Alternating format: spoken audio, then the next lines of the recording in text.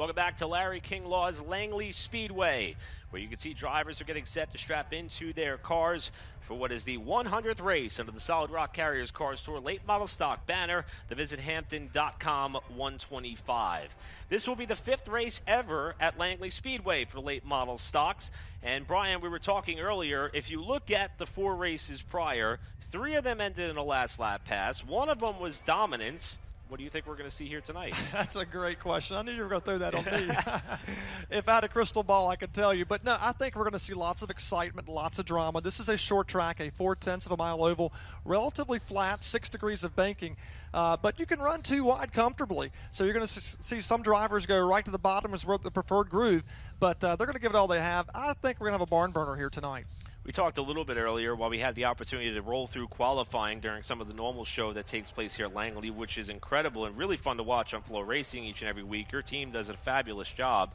But there is some differentiations in terms of character of this venue. There's some new pavement in some spots. Some of it has started to age just a little bit. So even though these drivers, a lot of them have had some experience here in the past, I think 18 out of the 26 on the entry blank had prior experience here at Langley. Even when they come back here, their notebook may not be exactly symmetrical to what they should expect here tonight. And let's talk about the weather. It's a little bit cooler. Normally early June, it's quite warm here in southeastern Virginia. That is not the case tonight. So how will that play with the race cars? They were here yesterday practicing, getting ready.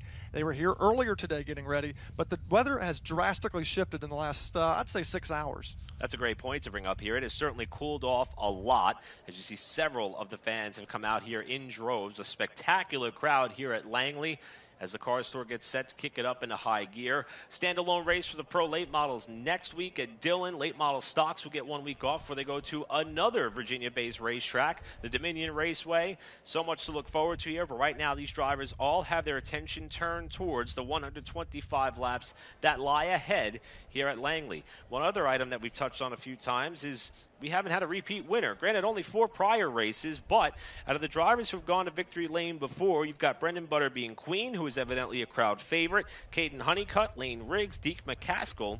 But then you look at some of the drivers who haven't won, like your pole sitter Connor Hall, like your points leader Carson Quapple. We joked, it really does seem like 50-50 odds as to whether we get a repeat winner or not. And Connor Hall has been on fire locally at this racetrack. 4 late model events. He's won every single one of them. He has lots of momentum going into tonight's race. And I think in racing, momentum is everything. And momentum is on his side by virtue of the Hedgecock Racing Pole Award. And if you've been following the Cars Tour throughout this point in the season, you'll recognize that is not the traditional car that you would see Connor Hall in for a car-sanctioned event. But as Brian mentioned, that is the car that he has had much success here already in 2023 with 4 local victories on the late model side.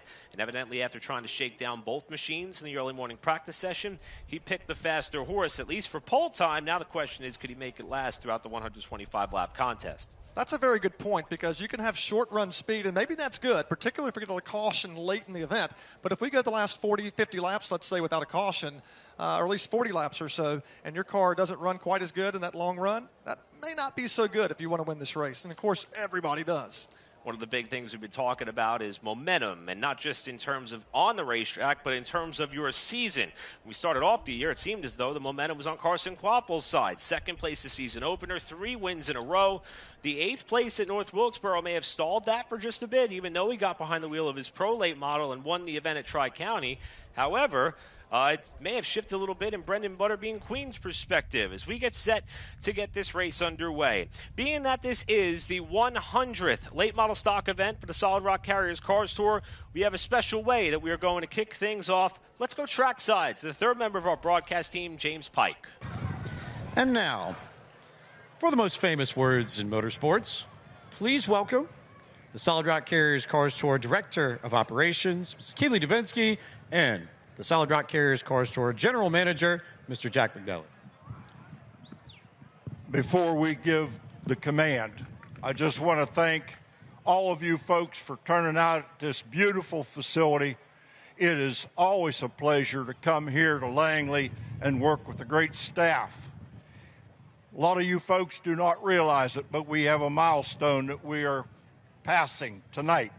This will be the 100th late model stock event since the car's inception in 2015. I want to thank the owners, the drivers. Some have been with us now for 9 years. 9 years, and we would not be where we are today without their support, your support, and thank you for being here. Keely, let's do it. Let's do it. Drivers, start your engine!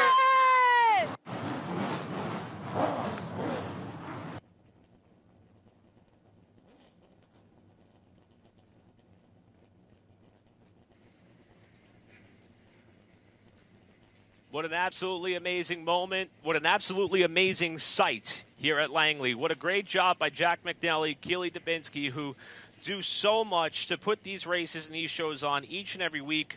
And I have to tip the cap to Rob Blount of Flow Sports, who actually came up with the idea as we were going through our pre-race motions to tag those two to help get this race underway. And I think it's fitting. Now, the pageantry is out of the way. Light show's still going on for only a little bit before we start our parade and pace laps. But it's just about to be showtime here.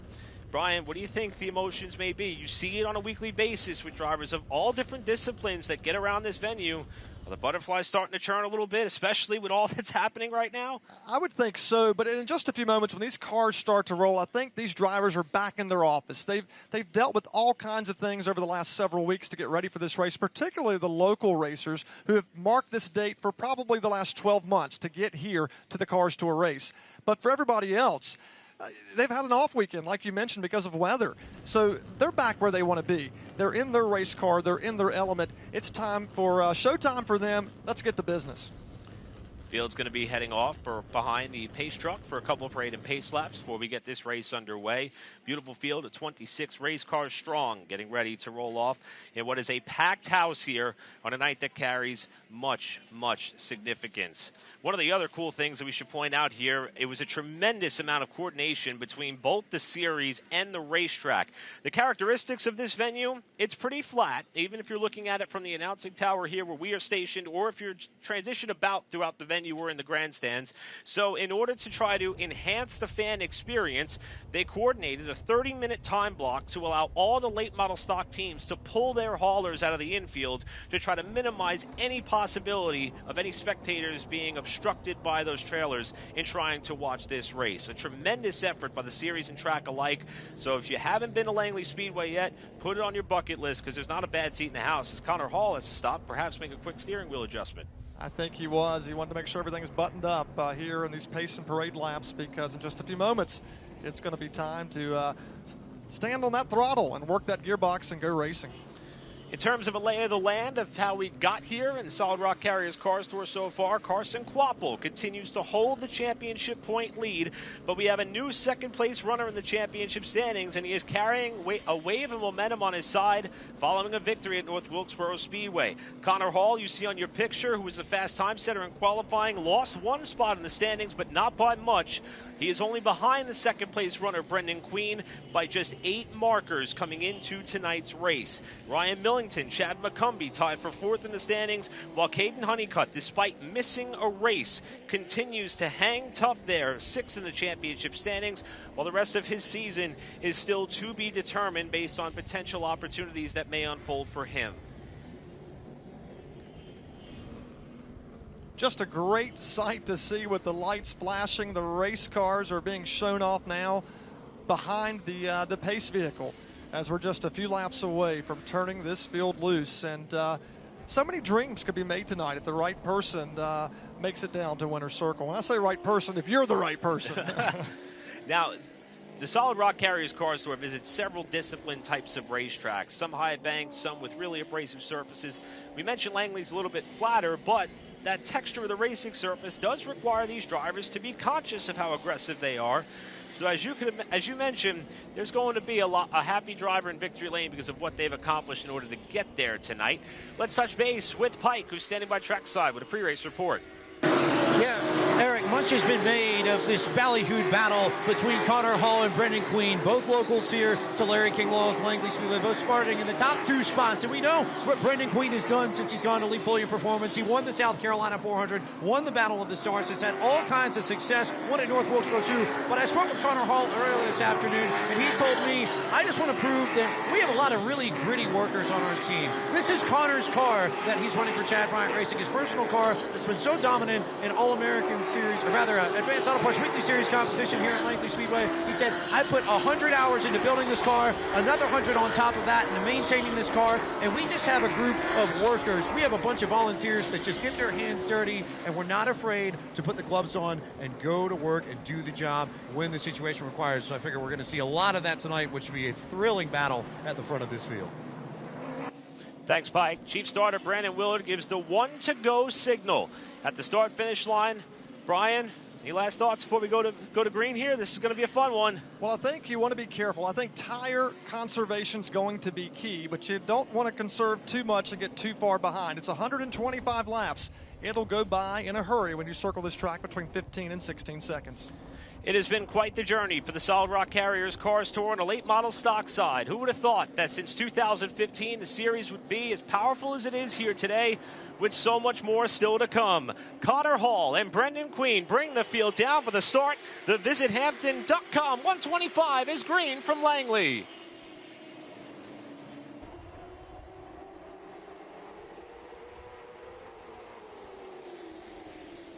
From the pole, Connor Hall going to slide his way up to the race lead to lead lap 1, with Queen slotting into second. Side by side behind them there for third. Quappo on the bottom, Honeycutt up top as the tightly bunched field heads to 3.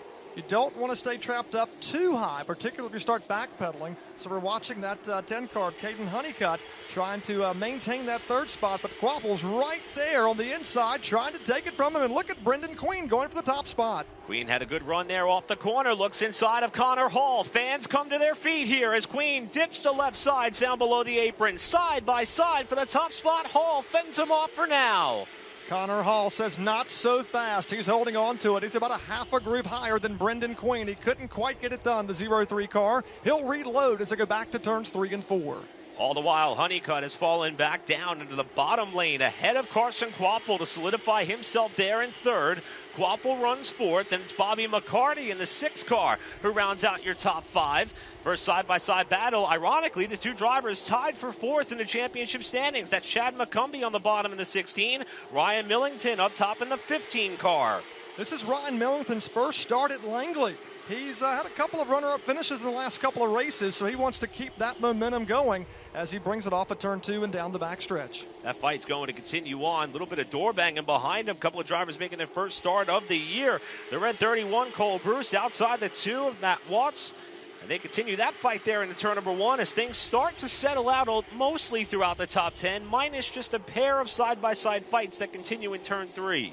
Watching the 2 car work down over in turns 3 and 4, you talked about Cole Bruce. He's trying to get it done. And look at Brendan Queen one more time. He's trying to make it happen here early on, just 7 laps on the scoreboard. I want to mention Connor Hall. While he's not won this particular race, he has won one of the big races we do each July, the Hampton Heat 200.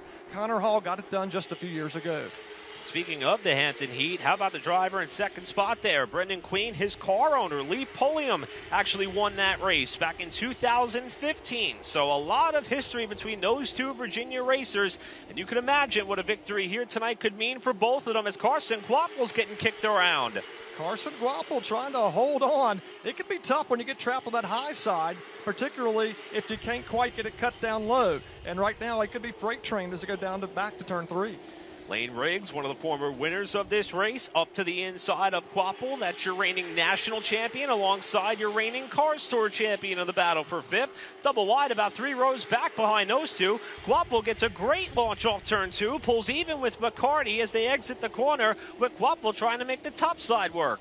He says, hold on, you talk about being on the inside, but we can get up high and make it happen. So we see that from time to time. So Carson Quapple going to work there, position number 4, and he might try to take that 3rd spot from car 10 down the backstretch. McCarty has a look to the inside there of Honeycutt to shuffle him potentially up off the bottom. All four wheels of the RNS Race Car 6 down to the flat as he came off the floor that time through. He'll fall back in line. Connor Hall setting the pace. McCarty trying to set the tone as he looks 3 wide again. Look how even these cars are as we see the 10 of the Honeycutt car wash up the track a little bit, opens the door for McCarty. He's going to try to make the pass here at the end of the front stretch. Not enough momentum, headed back to 1.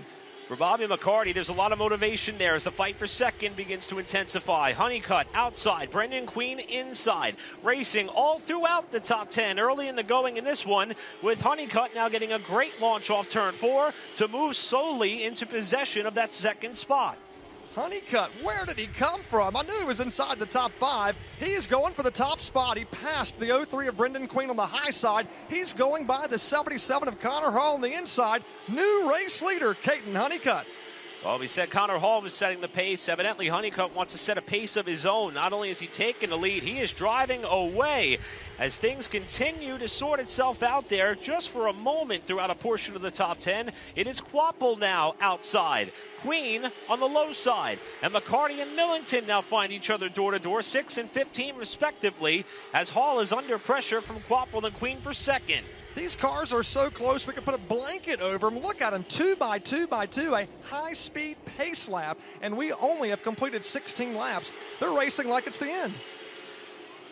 Quapple trying to have an opportunity there to make that outside lane work somehow as Millington gets a launch there off the corner to try to follow him through.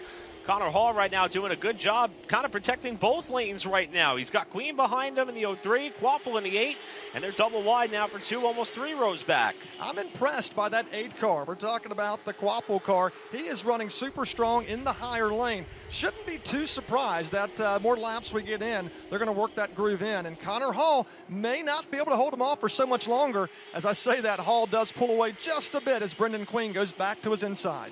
The third car on the bottom side there, the 6 of Bobby McCarty. We mentioned the fact that he is trying to stop quite the bad luck streak. In fact, I think Jacob Hefner would be the only other competitor who you could align there with that honor as the racing continues. It was last time out at North Wilkesboro.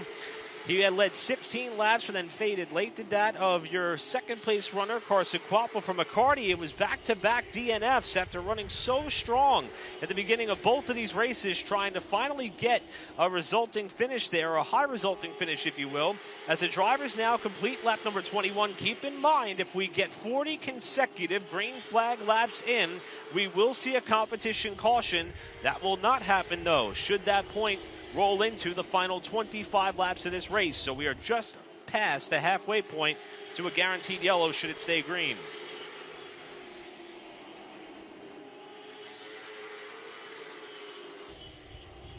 Fight for second continues with Carson Quapple outside of your pole sitter, Connor Hall. It's a very important position for Hall to try to garner and get through if he wants to make up points in the championship over that of Quapple as they start to reel Honeycutt back in.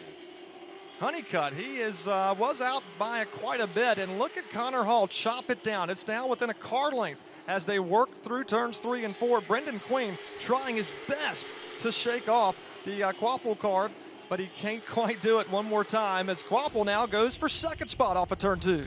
One of the things you have to wonder in terms of the performance of the race leader in Caden Honeycutt is Ryan Millington muscles one car up the racetrack as they come out of turn number 4. That was the 2 of Matt Waltz who got hip checked there by Millington, who may have missed the bottom.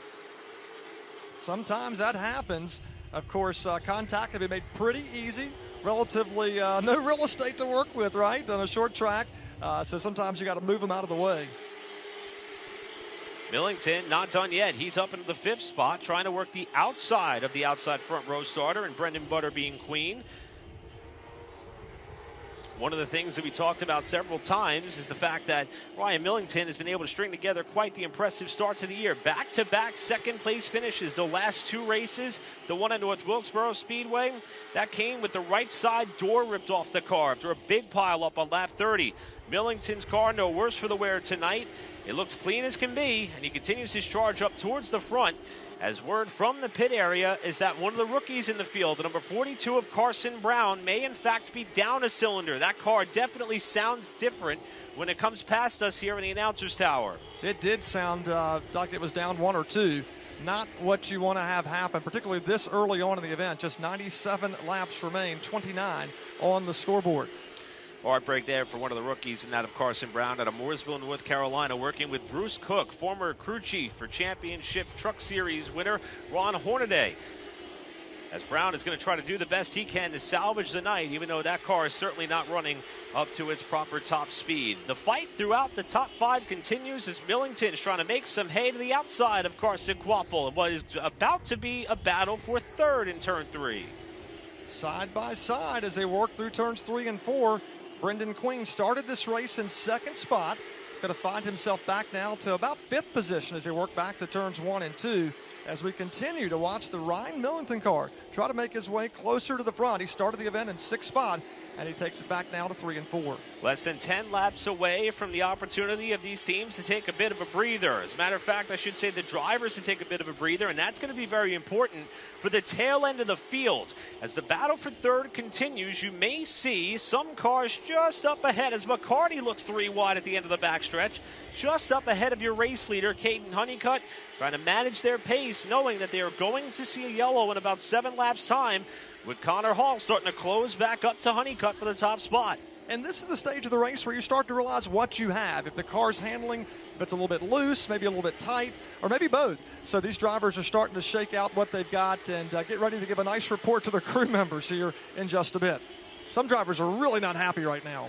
Some drivers who appear to be quite comfortable with what they've got going for them are all in this big knot between about 3rd through about 7th or so. That will take you back to Matt Waltz and Lane Riggs in that battle for the 7th spot, as Queen continues to follow in the tire tracks of Carson Quapple, with Connor Hall looking to get the lead back before they come to the competition caution. He's got to run in 3. Connor Hall realizes he wants to get there. Contact being made through turns 3 and 4. That's typical on a short track, but he can't quite get it done. Caden Honeycutt's going to hold on to it and lead Connor Hall, but those top 2 are starting to check out just a little bit. I think Hall wants to put himself in a position to be the control car for what will be an upcoming restart, should this race stay green for at least 3 more laps or so, with the fight continuing there throughout the top 10. Here's Lane Riggs inside of Matt Waltz, who has had an incredible debut on the car side for 2023 so far here tonight at Langley. And just up the road is Brendan Queen and Ryan Millington continuing to go door to door. Good battling here. It's hard to really pick a battle to watch. There's so many great battles happening across this racetrack as we see Brendan Queen right behind car number 8 on the speedway. We're talking about Carson Quapple as they run about 4th position. If you flash back to the season opener at Southern National Motorsports Park, you may see some trickery at a racetrack here like Langley, even though the top side has been working quite well.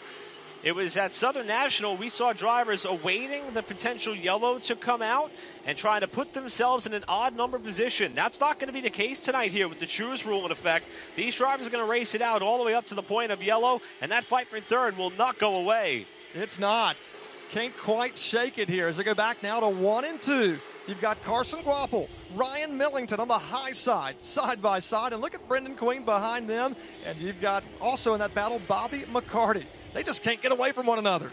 All having a look right as the Volt Battery caution comes out at lap 40. The competition caution will wave just as Connor Hall tried to pull down to the bottom of Caden Honeycutt for the race lead. And it will be Honeycutt leading at the conclusion of lap 40. For Caden Honeycutt, his story has been documented several times throughout the Solid Rock Carriers Cars Tour in 2023. The driver out of Aledo, Texas for Mike Darn Racing made several starts in the NASCAR Craftsman Truck Series in 2023. But when the tenure and opportunity there for Roper Racing dried up after making the most of it on the Bristol dirt, Honeycutt has been trying to do everything possible to scratch and claw his way into an opportunity where he can continue to prove his talents and filling up his schedule with as many late model stock races as possible for this Mike Darn Racing team. He has missed a race compared to the competition, still 6th in the championship standings, and he has had an incredible year each and every time he shows up in late model stock competition under the Cars Tour banner. And so far, he appears to be on his way to what could be his 2nd win at Langley, and he is parading the field with 40 laps in the books. No surprise that he's up front. As you mentioned, he won this race back in 2021, finished 7th last year, so even though he didn't win, he was inside the top 10, always considered to be a threat. And we're talking about Caden Honeycutt. He's right where he needs to be. On the other end of the spectrum, here is Mason Diaz, who did not get the qualifying result that he would have wanted. That's actually been some of the tail of the tape for Diaz in 2023. Qualifying has been a bit of a struggle for his operation.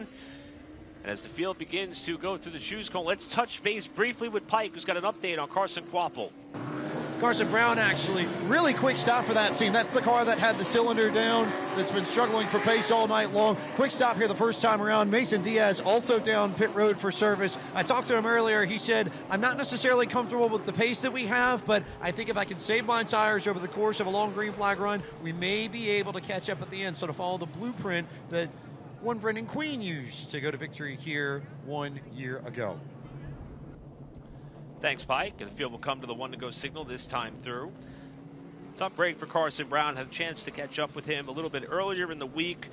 Young driver whose name I was able to catch my eye on here in terms of watching him run very well. The Legend Car competition. Got a couple victories at Summer Shootout at the Charlotte Motor Speedway. Also Pro Late Model winner earlier this year at the World Series of Asphalt at New Smyrna. Just has not been the start to his rookie campaign on the Solid Rock Carriers Cars Tour Late Model stock side. And it appears as though that team may already be looking forward to Dominion. Into the KRC Power Steering restart zone they come. Caden Honeycutt, Carson Quapple bring us back down to the restart. We're back underway. High-speed parade lap working through turns 1 and 2. Caden Honeycutt trying to fight off Carson Quapple. Quapple, we saw how good he was on the high side. He knows the best time to pass. Well, it's on a race restart. Here he comes. He's going to technically lead lap number 41 as they go back to 1 and 2. We saw Honeycutt get the lead and try to set the pace a little bit. He may not have that option here, even if he wanted to. He knows how stout that 8 car has been all year long, and letting him get by you now may be your last chance to defend the spot from the Bass Pro Shops Junior Motorsports number 8. Honeycutt still hauling on the bottom side as Quapple continues to hold steady up top. They touch. And Josh Berry, a good thing to remember here, he won the 2019 edition, or 17 edition, I should say, as he tries to make it happen, the championship in that car. Honeycutt's going to be able to get the spot. We've been seeing a touch of smoke out of Carson Quapple's car off the restart. Looks like it may have subsided to this point. We'll keep our eyes there on the backside and the right side of Carson Quapple's car as Connor Hall nearly gets underneath him. Saw a little puff that time. Here comes Hall looking for a position down to 1. Carson Hall trying to make it happen. He goes to the inside there. Car number 77. Battle for the second position.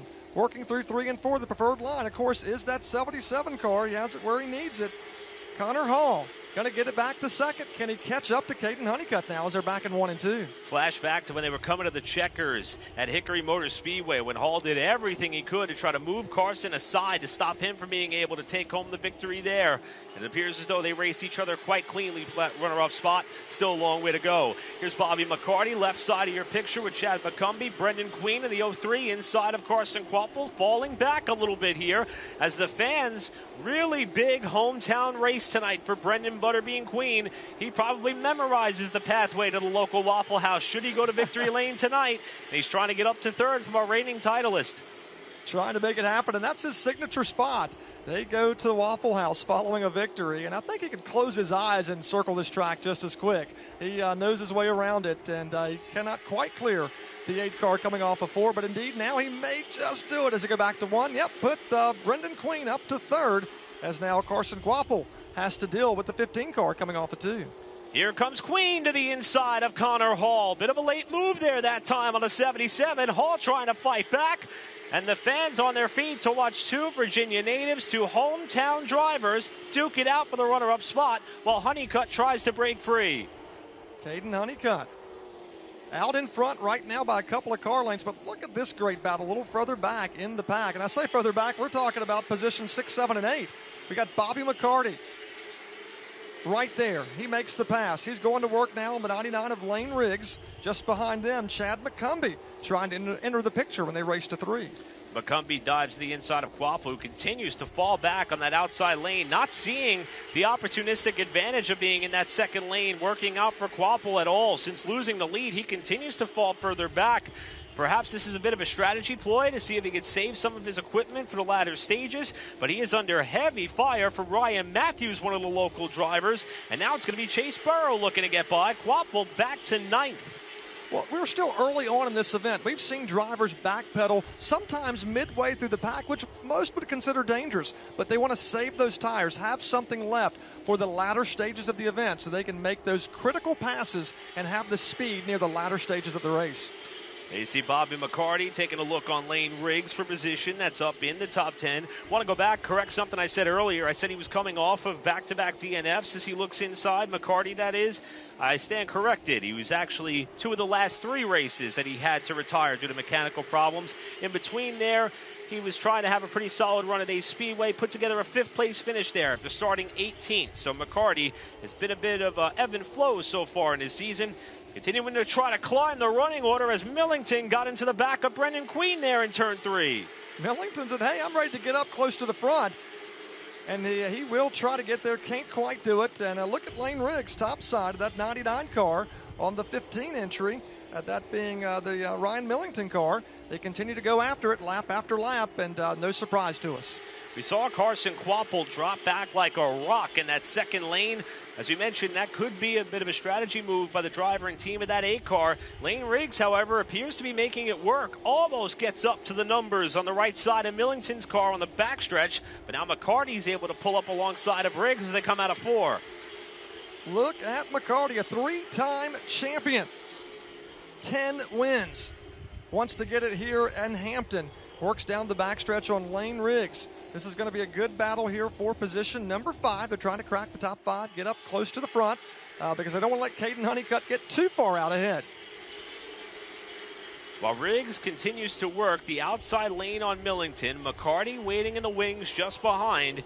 You have to wonder, by seeing the dominance out of Caden Honeycutt, could this be a repeat of the last time that he went to victory lane here at Langley? Granted, he's not going to be able to have the chance to lead every lap after Connor Hall led the opening few circuits, but nevertheless, since he's been able to take over the top spot, it appears as though he's running the perfect pace to be able to fend off all challengers. Still a long way to go here. 20 laps away from what would be the next potential competition caution as the fight for 4th continues to intensify with Riggs nosing ahead. Well, you know, one thing we watch here at this racetrack, the first half to the first 2/3 of this event could be relatively clean.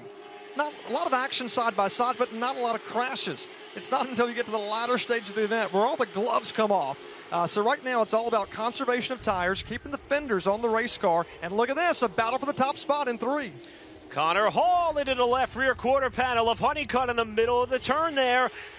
He got out of the gas, allowed Honeycutt a chance to save it, and he's going to lose 2 car lanes there by playing the nice guy that time. Eric, I'm over here laughing about keeping the fenders on the car. And as soon as I say that, we watch Connor Hall get in the back of Caden Honeycutt because he knows I need to get up front and carry that momentum and hold on to it. So scratch what I just said. They're going after it for the lead. Seeing the intense racing in the latter stages as we hit the iRacing halfway point. In fact, we're a couple laps shy of the iRacing halfway point there. Brandon Willard was throwing me for a loop there with giving a warning to one of the lap cars as they came through that time. It's been fun to watch the intensity kind of ramp up a little bit as we come to the end of these 40-lap runs before the competition caution. Kind of reminds you of some of the aggression you see at the end of stages and some of the NASCAR events that are held. It appears as though everyone wants to be in prime position to put themselves in the best spot possible for the choose cone at the ensuing restart as Carson Kvapil starts to pick up some positions. So that's a good point. We're not paying stage points, but they know positions is what matter. It looks like we got one car maybe way off the pace, but you're right. Positions is so important in this event to set yourself up for that next race restart. That's one of our local racers, Riley Music, who started out in Bandoleros, won a championship there, went to limited late models. Unfortunately, his night doesn't look so well here early on. Whoa, Ryan Millington and Lane Riggs may have gotten together there. As they went down into turn number 3, Riggs had to let the car slide way out wide to avoid further contact, and he's trying to hang tough there with Millington on the outside. This is the battle for 4th on the backstretch. I'm impressed with Ryan Millington. This is his first start at Langley, and he's running like he's been here for a long, long time. So Ryan Millington, keep your eyes on him. In the top 5, running for 4th, even though it's starting to heat up as we see Bobby McCarty entering the party. Could you tell that another volt battery caution is coming in about 12 laps or so? Because the drivers are certainly acting like it. Battle for the lead on the left side of your screen. A battle for fourth on the right side of your picture, about 6 cars deep. As McCumbee tries to get Lane Riggs up off the bottom lane. Mission accomplished. Now trying to draw even as Hall lost a lot of ground to Honeycutt that time off too. Well, I watched Connor Hall's time. He was about 0.2 of a second faster that last lap. But it looked like Caden Honeycutt might have said, hey, I'm cracking the throttle a little bit. Then he got right back in it. So I'm not sure how much he's just conserving and decided, let me get away a little bit. Riggs, Quapple, side by side. We've heard that for decades in stock car racing. Now it is Carson on the bottom of the 8, Lane Riggs in the 99 up top, and Ryan Matthews, one of the hometown heroes, rubbing the left rear tire of Riggs' car off 4. Ryan Matthews, you called it. He's from right here. He races at Hampton, Virginia week after week. He's running in the 9th spot right now, trying to take the 8th position from Lane Riggs. He knows that sometimes you got to move the driver up a groove to get by. That's typical textbook short track racing. Definitely rolled the left rear fender up behind the left rear tire, and the white Hoosier lettering that you typically see on these cars, gone. It is a black rubberish sheen on Lane Riggs as he finally gets to the bottom after giving up a spot from Chase Burrow, who is just trying to put together a night which both he and that race team deserve. Contact all 4. Here comes Bassett trying to door his way to the inside. Ronnie Bassett in car number 04, running super strong here this evening. And look at him go. Matt Weaver joining us up here in the press box, pointing out the fact that the radio reports from Lane Riggs, he believes he may have a tire going down. He's reporting that car is bottoming out pretty aggressively. We've seen a lot of sparks come out from underneath that car, and I'm sure the contact that sustained between he and Matthews did not help, and he has lost a few more spots in that battle, while Quapple leads this pack on the main straightaway. Good observation. You got to have all 4 tires up and going, or it doesn't quite work. So we appreciate that heads up on what's taking place here in Hampton. Continues to be Caden Honeycutt. Looking at Bobby McCarty in there in the fold. Bobby McCarty right now has that car solidly inside the top 10. Connor Hall right now continues to run in the 2nd spot. There you see Ryan Millington. Again, first start, and he is stout here this evening. Well, the theory about trying to be the leader the next time we come to the lap 80 caution, should this race stay green, you could throw that out the window because Honeycutt's got one of his biggest leads of the night, about 3/4 of a second over this fight for the runner-up position between Connor Hall, Butterbean Queen, then Millington and McCarty, your top 5. Look at Ryan Matthews. We talked about the local driver in 8th spot. So right now, Chase Burrow is just behind him in 9th. So the local guys flexing their muscles here. But again, we're early on. We're just past the halfway mark. Second verse, same as the first. There's a handful of cars that the race leader is going to see out of his windshield that would be the tail end of the lead lap pack, headed up by Mason Diaz, Minnie Tyrell, and Jacob Hefner. 3 touring 12 drivers, all on the same straightaway as your leader, hoping to make it around for just one more circuit till they get to the Volt Battery competition caution. And it appears as though they may be able to do just that. They might have to turn the pace up a little bit here, does Diaz. We are 1 lap away from that yellow, and Honeycutt is just a few car lengths off of Connor Hall's teammate on the back straightaway. Got to wonder how hard he's going to push it, because these drivers want to stay on the lead lap and not give it up here as we still have several laps to go. Volt Battery caution number 2 is going to fly, and it will be the 2nd time tonight we do see the competition yellow, and it will also be the final time tonight. Being that there's only 45 laps to go, we do not see these type of yellows fly in the last 25 circuits. This will be the last guaranteed opportunity to bunch the field back up and see what you got for the final 45-lap run to the finish. Well, Riley Music was one of the hometown heroes in the race here tonight. Unfortunately, his night ends prematurely. Let's hear from him. Pike is with him. Riley Music down here. Riley, any indication of what let go in your car? I was coming off turn 2. Deke was behind me, and TAC just dropped to 0, and it just cut off. And which really sucks. We didn't have a bad race car. We were making gains coming to the front, but we had a really good race car. Happy that we were able to show that we had something good, and we have a good crew here to support me. Just, it sucks, but I had fun, and I learned a lot for, the 70 laps I did. That's all I came here for, was to learn. I didn't expect to win or anything. Just was here to have fun and learn. He spoke so warmly to me earlier today about the opportunity and compete with the Bobby McCartys and the Deke McCaskills. Not the debut that Riley Music wanted, but much more to come in the future from the 15-year-old, the local.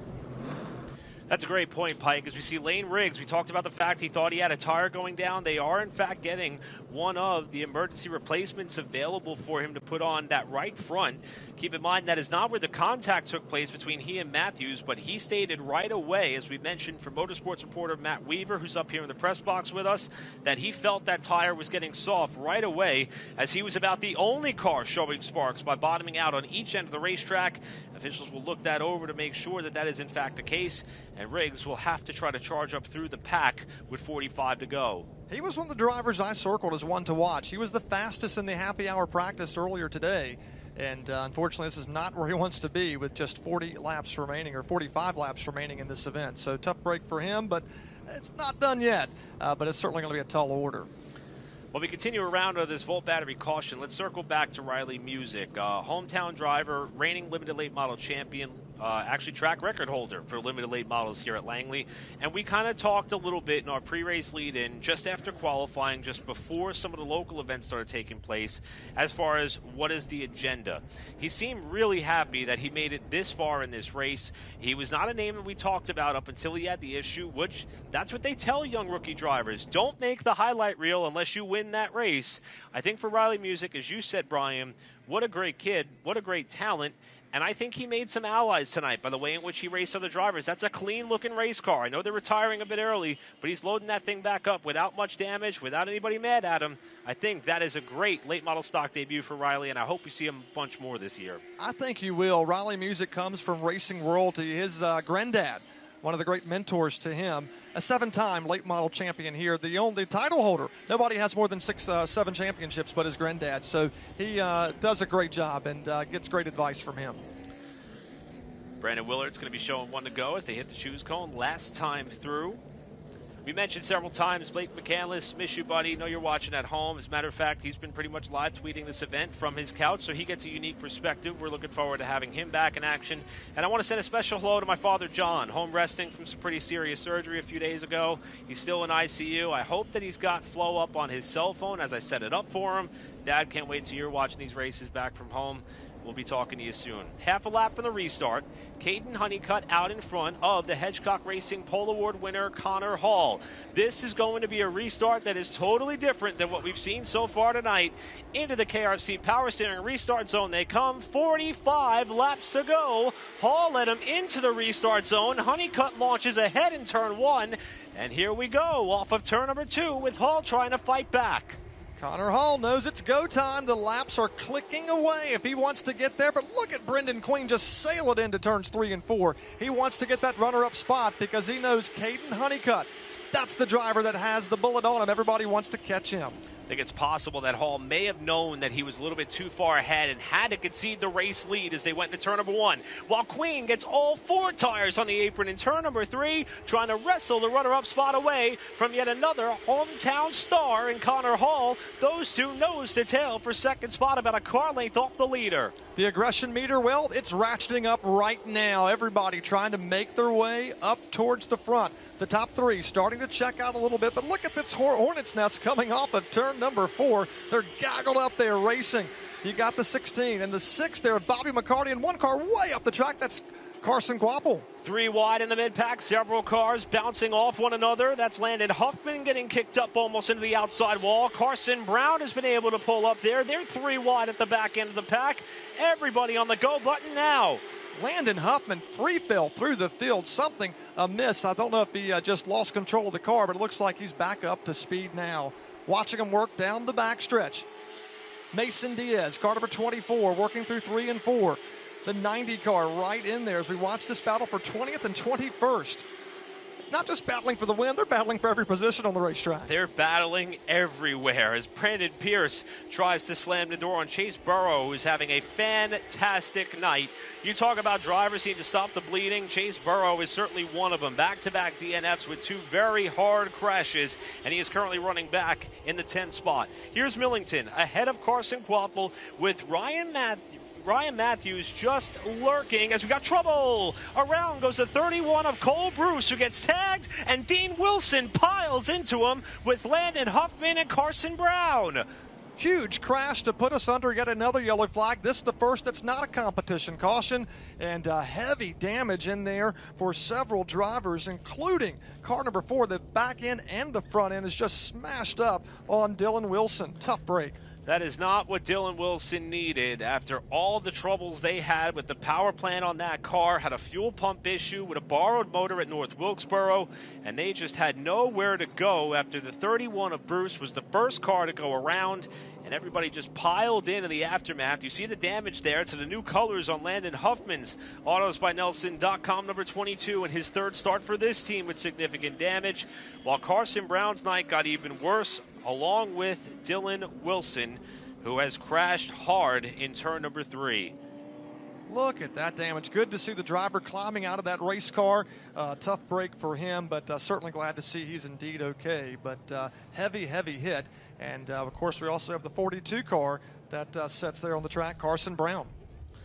Window net down on Brown's car. All drivers okay as Wilson climbs out. Take a look at the left-hand side of your picture. This is coming into turn number 3. First car to get tagged was the 31 of Bruce, and I believe he had help from Andrew Grady in the 1. And this is where Wilson and company committed to the top side in all the battling they were doing. See Wilson there outside of Brian Barnhill, and at that point, thank goodness that Dylan Wilson elected to spin that car out and not spear the driver's door, the 31, or that would have been a horrific impact to the driver's side door. It ends up to the Two Pearls Performance number 4 having to be loaded up on the flatbed for sure. But look at Wilson with the heads-up move here to spin that car out as he came right into contact with the left side of the 31 as he sat stationary. He knew that was his best option. He knew he was in trouble right there. Got on the binders, the back end kicked out, and you can see the passenger side, the front of the car, just smashes into Cole Bruce. Also in the middle of that mix, of course, Carson Brown. So a 4-car incident that puts us under a yellow flag. A horrific crash after what was a very clean start to the VisitHampton.com 125 here at Larry King Law's Langley Speedway, the 100th running of the Solid Rock Carriers Cars Tour late model stocks as Dylan Wilson climbs out of the car. A little bit of frustration here, it appears. After Wilson came climbing into the crash, Cole Bruce appears to be very upset. Typical Saturday night short track racing. A little displeased. They're just having a good conversation over there. Bruce being escorted back over to the pit area. And you can understand the heartbreak of both of these drivers. In fact, every driver involved. Now, Bruce, Fredericksburg, Virginia native. He's trying, of course, to make his late model stock debut here. He got turned by yet another car and then expresses frustration with Dylan Wilson. I think when Cole checks the replay, he's going to realize that 4 car was pretty much committed to that top lane. And the impact that he sustained could have been much, much worse had that 4 not snapped sideways once he locked the rear. And the frustrations continue to boil over there for Cole Bruce. It's always difficult when you get an incident, and you work so hard to get to this point, and when you see the cars tore up, it's heartbreaking. But you're right. Sometimes you've got to have a moment to cool down, take a look at the replay, and see exactly what took place. It looked like the one of Andrew Grady and Cole Bruce got together. Not sure if the one car got in the back or the 31 came down on him, but nevertheless, it ends in 4 cars with significant damage, and we've got cars stopped on the backstretch. Bruce, second-generation racer. His father, Robert Bruce, longtime competitor in this area and region. Started in Bandoleros, won here at Langley, as well as many other Virginia-based racetracks, and he's pretty much been running late models all throughout the region, with this being his Cars Tour late model stock debut. And it will end with 39 laps to go, with that team having to do a lot of work in order to get it not only back in the hauler, but potentially race ready to fight another day. Pretty exciting that we had 3 drivers made their Cars Tour debut here tonight on the Cars Tour 100th race. He being Cole Bruce, Ryan Matthews, and Riley Music. Carson Brown getting hauled back. The earlier report was that there was a bit of a miss in the motor there. Couldn't quite tell based on how packed together they were after the last restart, whether or not they may have been able to fix that under the last caution.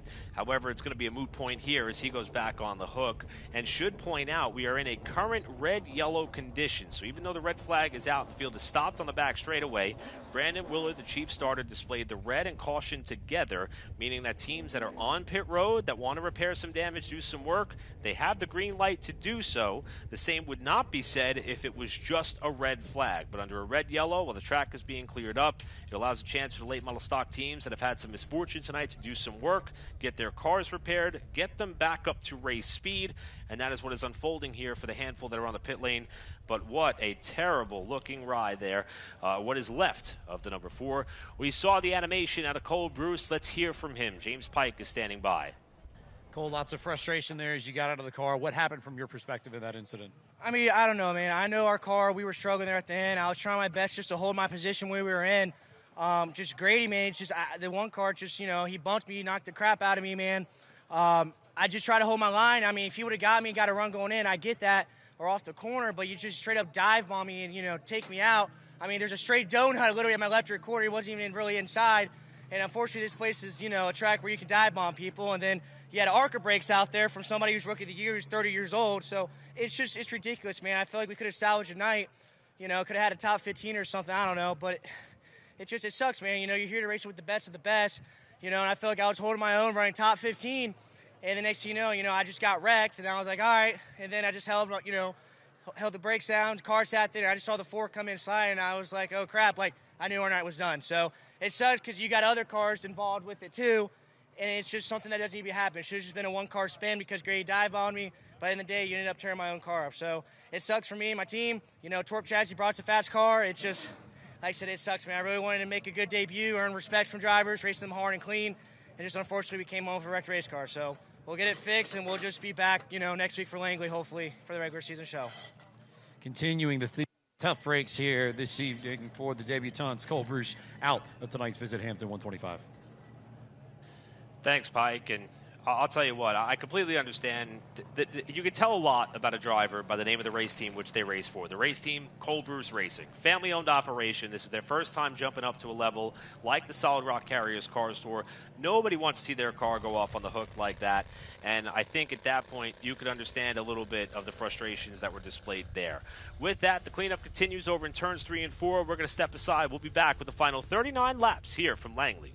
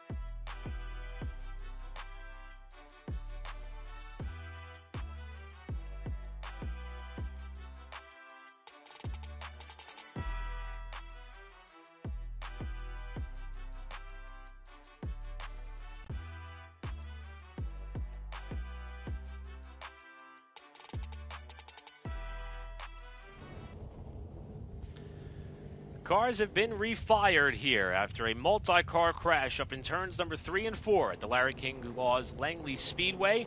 For the Solid Rock Carriers Car Store late model stocks, visit Hampton.com 125 with 39 circuits still remaining. I'm Eric Brennan alongside Brian White, James Pike down trackside. Blake McCandless will be back with us next Saturday for the Pro Late Model event at Dillon.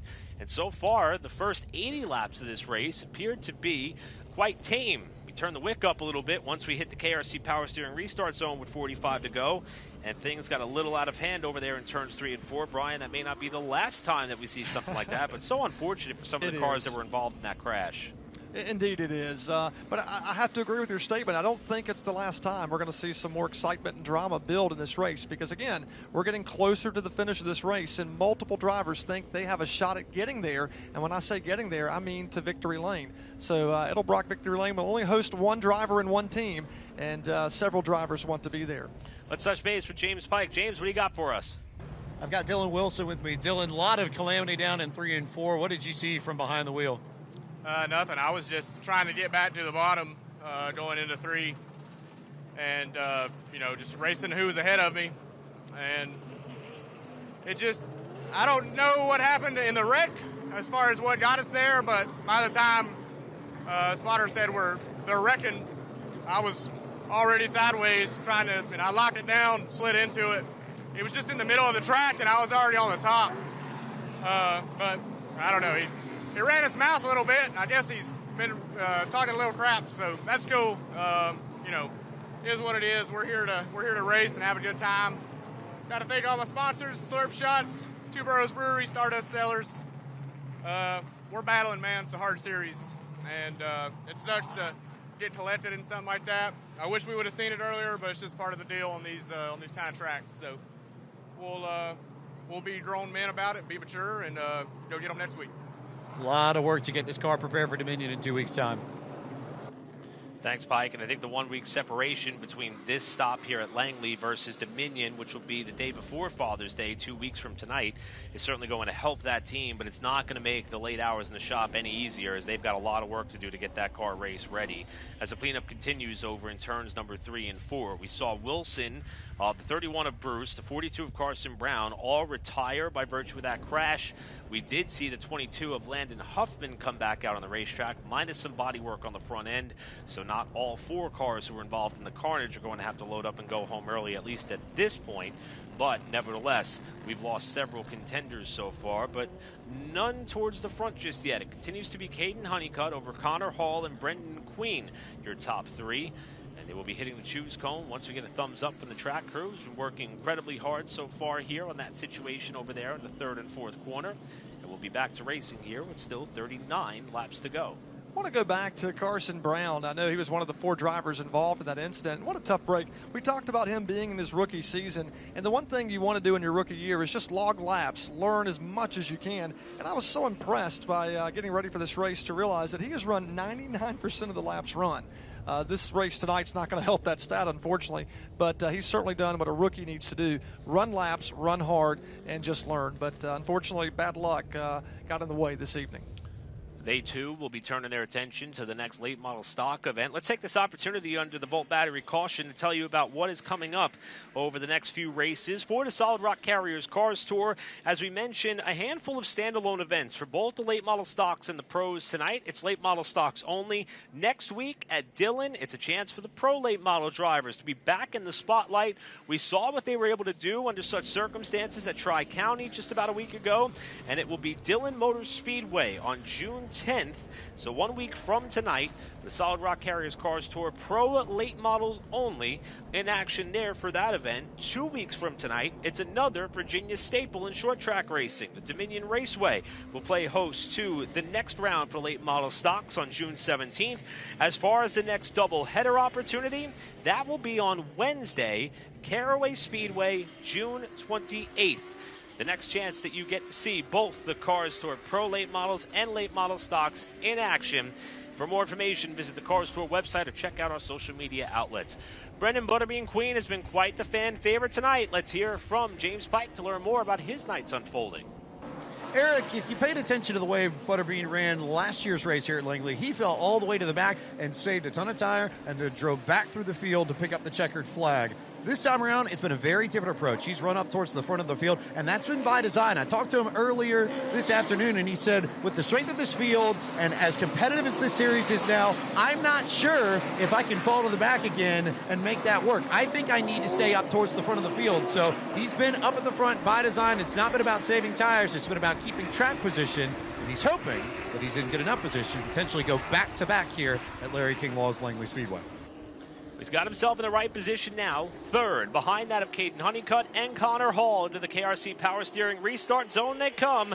We're back underway with 39 circuits remaining. Honeycutt by a half a car length ahead of Hall, who tries to get a good run off turn 2. The battle for the lead is on the backstretch. Hall tries to slot down low.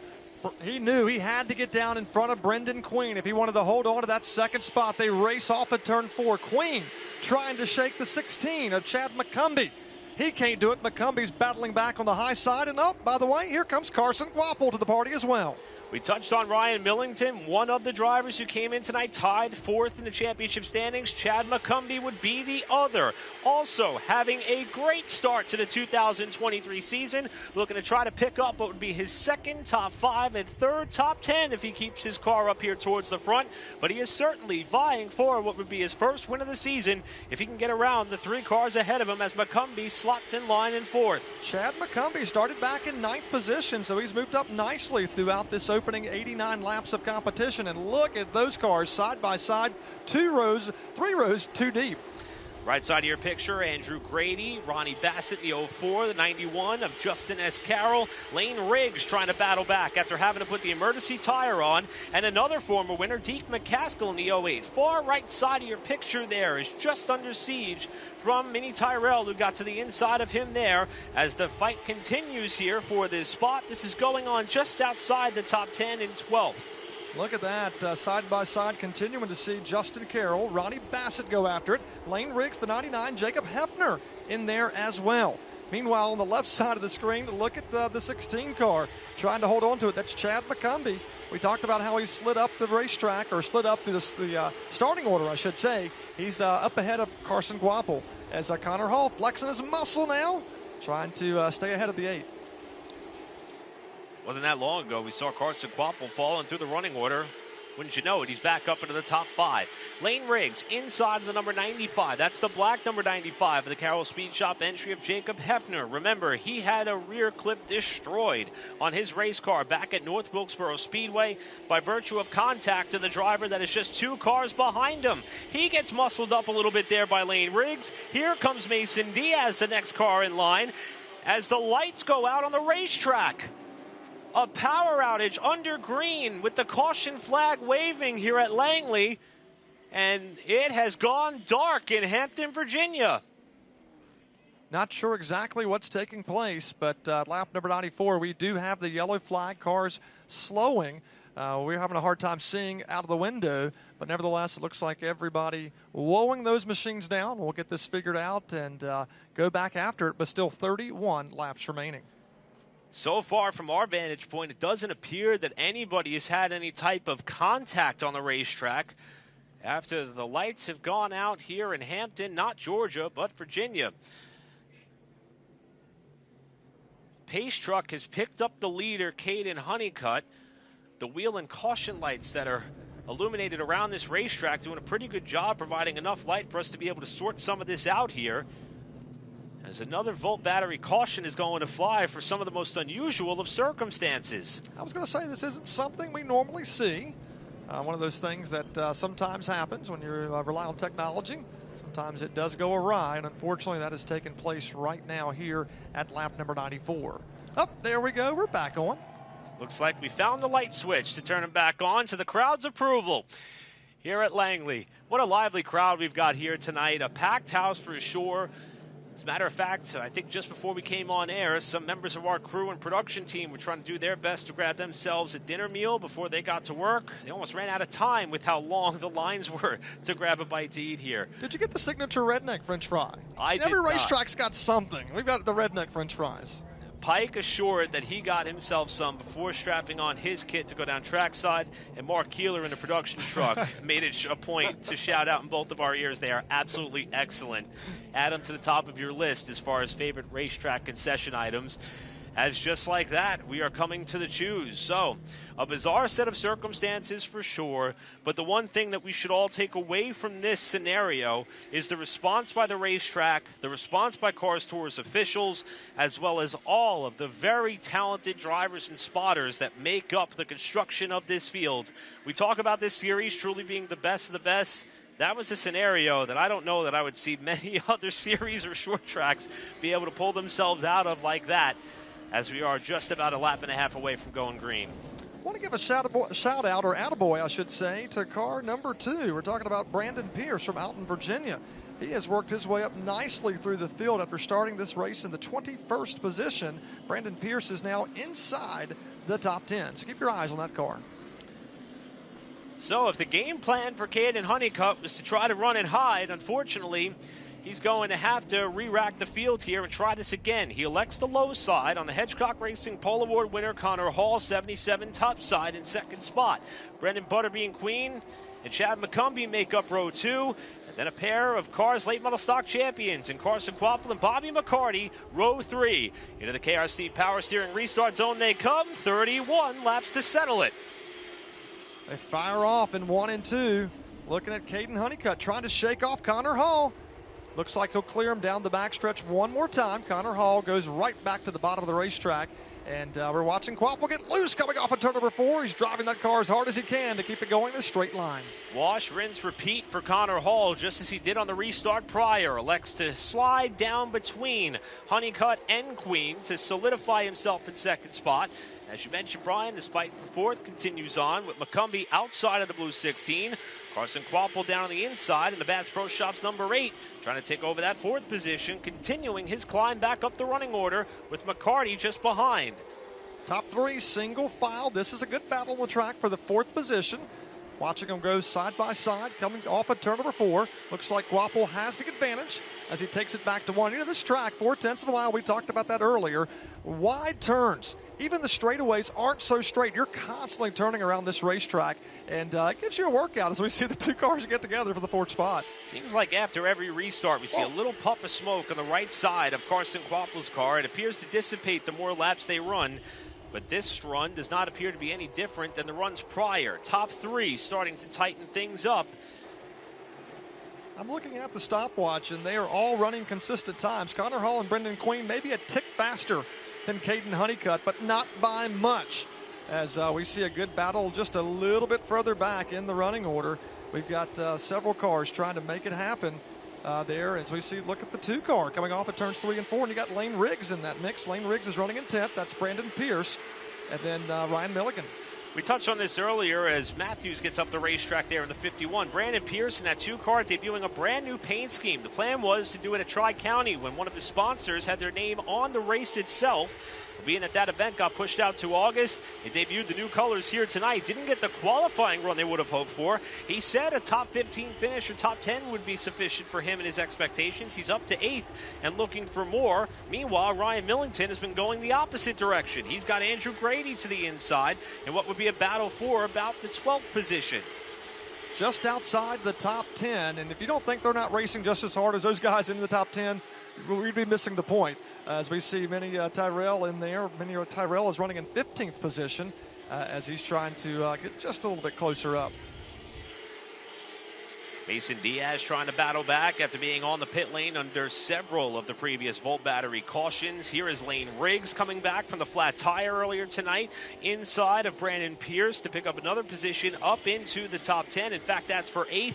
Matthews trying to follow. Little bit of contact off 4. Hefner looks 3 wide as they go into turn number 1. Thinks better of it. Yeah, Ryan Matthews had to go because Hefner was coming on, and he was coming in a hurry. He was certainly using the bumper to say, Ryan, move, because Hefner does have a fast hot rod, as you see them go by on the inside there as they work by Brandon Pierce. And look at Connor Hall going for the top spot as they work off a 2. Race for the lead is on. Connor Hall, after conceding the top spot for the majority of this race, now turning up the wick on Caden Honeycutt, while Honeycutt tries to become the first 2-time winner in this racetrack's tenure with the Cars Tour. Connor Hall trying to go back to victory lane, and Brendan Butterbean Queen waiting in the wings as the front 3 tighten up off 4. He says, boys, go ahead and settle it. I can bypass both of you if you put it in the fence. So Brendan Butterbean Queen could be in the catbird seat, but nevertheless, all 3 of these drivers are certainly superstars at what they do, and they have been so exceptional at this racetrack, and that's why we see them inside the top 3. They always say the cream rises to the top, and that's what's happening here now with just 18 laps to go. And if you're not somewhere inside the top, probably 3 at this moment without a caution, it's going to be difficult to get there. We've seen already once this season what Connor Hall was willing to do to try to go to Edelbrock victory lane. It was at Hickory Motor Speedway just a handful of races ago where he got into the backside of our reigning champion Carson Quapple in the final corner. This is with 16 laps to go. He's in the backside of Honeycutt, crowd on their feet, and here is the fight for the lead in 3. Contact there. Queen trying to look 3 wide to the bottom, but Hall takes the lead. New race leader Connor Hall back up to the point now. He started on the pole, has had a lot of laps in second spot, goes back to the point. Now Brendan Queen wants some action here in second spot. They lean on one another in 3 and 4, and they are driving as hard as they can with 15 circuits to turn. This may be the biggest question of the night right here. How long will it take Queen to make this pass? He gets loose back on the power. Honeycutt crosses back under. They nearly touch. They do touch as they come to 3. And Connor Hall is loving this out the rearview mirror as he is trying to slide himself away to a victory. Connor Hall has pulled out to more than a half a second advantage, but the battle is intensifying for second spot. Brendan Queen versus Caden Honeycutt. Can Brendan Queen clear him? No, more contact takes place in 3 and 4. Now Queen will clear him coming off of 4. Despite that hard racing, Carson Quaffle has not been able to close up to the backside of these two for a fight on a podium spot. Meanwhile, feast or famine for Chad Bryant Racing as Connor Hall took the lead on the very same lap. His teammate Mason Diaz came to the pit lane to pull the hood up. He is back out on the racetrack now. However, a couple laps down, Hall passes him there in 1. Eric, it's getting ready to get real interesting because the race leader, Connor Hall, is going to catch 3 lapped cars before this race ends. How will he choose to pass these cars? That could very well decide how this race ends. Matt Waltz had a great run going all throughout the night. He will fall 1 lap off the leaders as Connor Hall gets by. Queen trying to close. The gap was 3/4 of a second a lap ago. Landon Huffman next in line with Bryant Barnhill, the 2 cars up ahead of the leader. Brendan Queen trying to close the deficit right now. It's 9/10 of a second between first and second. There you see it on the screen, about 6-7 car lengths now. As Connor Hall heads down the backstretch, 1 more car in front of him before he catches a break. And it'll be just 8 laps to go to settle this one here. The visit Hampton.com 125. See Barnhill there, dip to the apron, trying to allow the leaders a clear pathway by. Last time through, Connor Hall was about 1/10 of a second faster. Here comes Queen now, clear of the 5. Honeycutt to try and follow suit. Quaffle a distant 4th. McCarty your top 5. And Connor Hall's got some clear track ahead of him. It may not stay that way for the final 7 circuits, but Queen has got a chance now to dig deep and try to catch that 77 for a victory at Langley. Pretty interesting that 2 drivers that race here on a consistent basis right now run 1-2. They consider this their house. And right now they are showing how to get it done here as, again, the battle for the lead. It's about 8/10 of a second separating the top 2. When they come back to the start-finish line this time by, it'll be 5 more laps remaining. You can see Queen take a little bit of an aggressive approach getting into the corner that last time through, and it paid off in the form of 1/10 of a second. He's going to need more than that to have an opportunity to get to the back bumper while Connor Hall tries to drive further off into the sunset. Lap traffic may be a factor in these final 4 laps as Queen tries to close again off 4. Connor Hall has to drive a perfect last 4 laps. He does not want to make a mistake, does not want to bobble, because if he does, he knows Brendan will be right there to capitalize on it. Connor Hall smooth now in turns 3 and 4. Queen closing the gap in as we bring it back now to just 3 laps remaining. The difference now still 7/10 of a second. Connor Hall trying to get his very first Cars Tour win at his home track. Grows up right here in Hampton, Virginia. This is home. Mom and Dad at the track each and every Saturday night supporting him. Decided to go Cars Tour racing, and he has done a fantastic job over the last couple of years. Connor Hall trying to make it happen over Brendan Queen. The last thing that driver wants to see is a Volt battery caution flag, as Queen was a tick faster the last time through. Here they come. Brandon Willard, white flag in the air. That time through, Brendan Queen was a little bit faster than that of Hall. It's going to take a mistake off of turn number 2 and down the backstretch. This driver for Chad Bryant Racing went out and won the Hedgecock Racing Pole Award, and Connor Hall will forever be known as the 100th race winner in the Solid Rock Carriers Cars Tour. Connor Hall wins the visit Hampton.com 125. How about that? Connor Hall and Team 77 have been on fire locally week in, week out. We documented 4 late model races here in Hampton. He's won all 4 of them. And then he comes here with that momentum. We talked about how important that is. Carries it into tonight's big one, the Cars Tour race, and delivers in a huge way. Connor Hall and his team are getting ready to do some big time celebrating tonight. His 4th career win after what has been an immense start to the 2023 season for that of Connor Hall from nearby, in fact, from right here in Hampton, Virginia.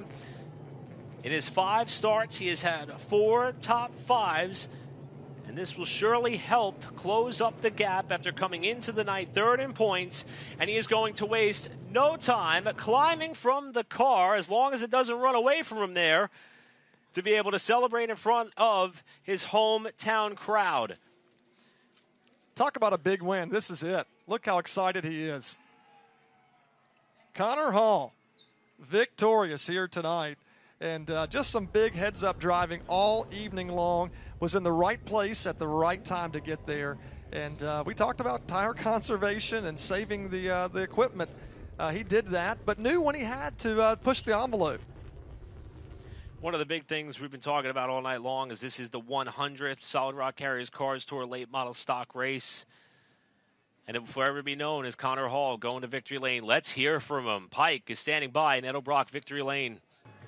He was so excited to celebrate this victory in the VisitHampton.com 125. He didn't even bother going to victory lane. Big fist pump to the crowd as Peyton Ward gets the Who's Your Neckman on water all over the place here at Edelbrock victory lane, and a lot of soaked people and a victory lane hat on. And Connor, your relationship with this place has been really, really complex over the last few years. Last year we talked, you said, I'm not treating differently than any other race. This year you said, we have a point to prove. So now that you're a winner in the Solid Rock Carriers Cars Tour at Langley Speedway, what's the first prevailing emotion going through your system as you're in Edelbrock victory lane?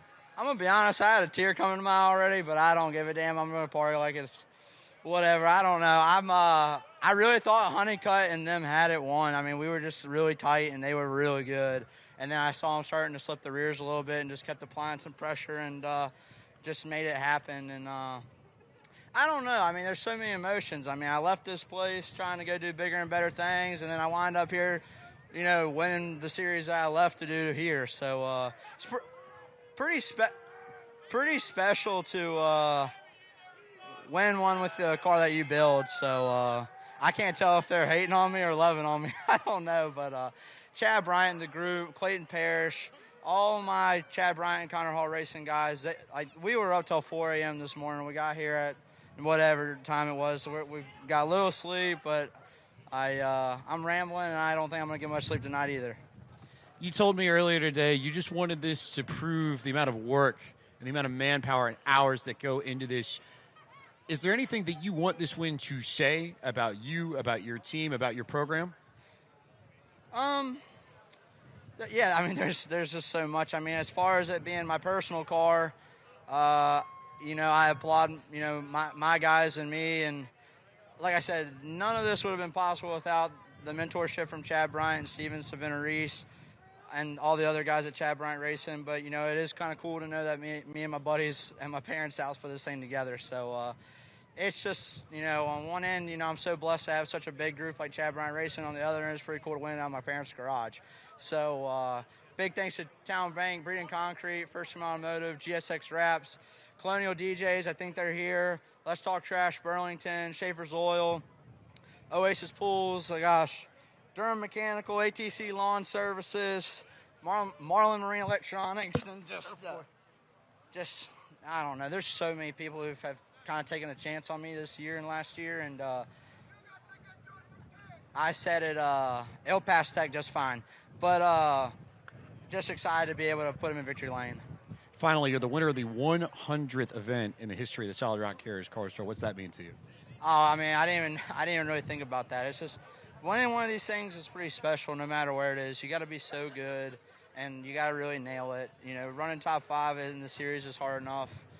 Brandon Pierce said it on the GSX or the Pit Road podcast this week, but you know, winning one's pretty special. So, and it's cool to do it in front of my home crowd. Even though half of them are hating on me, I know the other half are loving on me. So, all smiles. He said, Brandon Pierce said that you had to be flawless to win here in the Solid Rock Carriers Cars Tour. Tonight, Connor Hall, flawless and now a winner at his home track in the VisitHampton.com 125. Thanks, Pike. You can see the special winner sticker there to the right side of Connor Hall's name. signifying the 100th event that's taking place here tonight on June 3rd, 2023. And the record books will forever tell you that Connor Hall was the driver, and Chad Bryant Racing and his team were the ones that got it done here.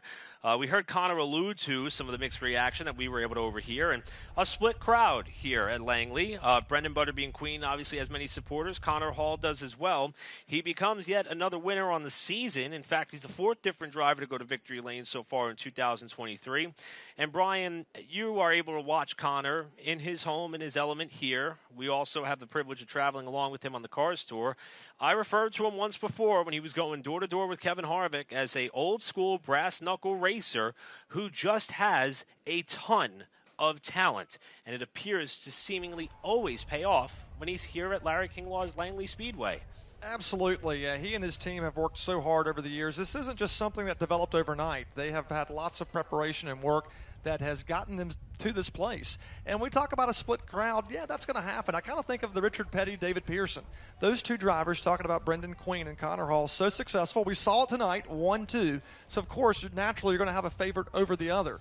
And we heard some displeasure, but we heard a lot of folks that were happy to see that Connor Hall was able to win here tonight.